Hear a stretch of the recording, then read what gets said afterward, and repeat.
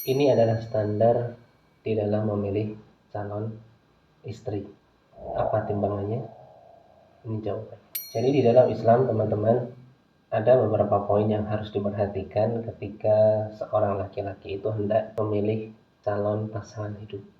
Kenapa? Karena istri itu adalah tempat berlabuh bagi seorang suami, tempat bercocok tanam bagi suami, calon ibu dari anak-anaknya, calon guru dari anak-anaknya, teman hidup.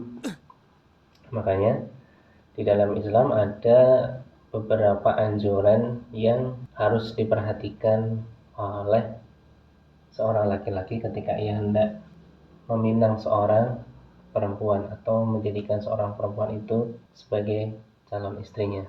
Di dalam sebuah hadis, Rasulullah menjelaskan kepada kita tentang beberapa poin kenapa seorang perempuan itu dinikahi. Jadi Rasulullah mengatakan, "Tunkihul mar'atu arba'ah." Seorang wanita itu dinikahi karena 4 hal. Apa saja? Yang pertama, lima liha, karena hartanya, wali hasabiha, karena nasabnya, keturunannya, wali jamaliha, karena kecantikannya, kemudian wali diniha, karena dinnya. Ya, jadi seorang wanita itu dinikahi setidaknya karena 4 hal ini. Terus apa kata Rasulullah? Fatfar bidatid, maka utamakanlah mereka yang memiliki din. Kenapa? Niscaya kamu akan beruntung.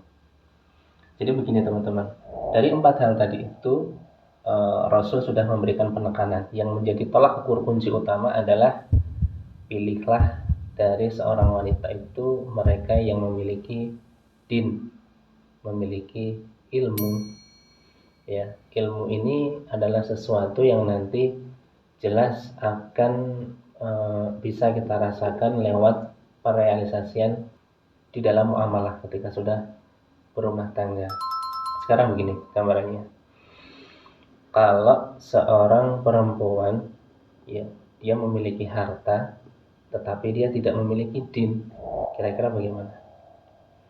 Dia memiliki kekayaan, gitu kan, memiliki harta yang lebih dari suaminya, tapi dia nggak punya ilmu, nggak punya agama, nggak punya pegangan ilmu din maksudnya, itu niscaya dia akan berbuat sewenang-wenang kepada suaminya akan direndahkan. Ya, apalagi kalau suaminya itu maaf lebih secara ekonomi lebih di bawah dari pada istrinya.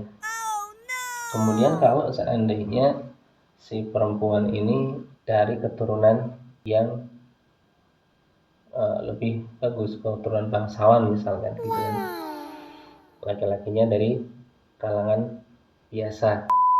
Kalau si perempuan ini dia nggak memiliki din, maka pasti si wanita ini akan merendahkan keluarga dari si laki-laki dan si laki-lakinya itu sendiri. Makanya memang benar-benar din ini menjadi acuan utama. Begitu juga ketika seorang wanita dia mungkin secara paras, rupa, cantik gitu kan, tapi dia nggak punya din. Dengan kecantikannya itu dia justru akan mendolimi suaminya. Dia akan menggunakan kecantikannya untuk menarik laki-laki lain gitu kan. Dia mengumbar auratnya kepada khalayak umum dan lain sebagainya, dan pasti akan memicu banyak permasalahan. Tapi ketika seseorang ini memiliki din, maka Rasul menjamin, pilihlah itu, niscaya engkau akan beruntung.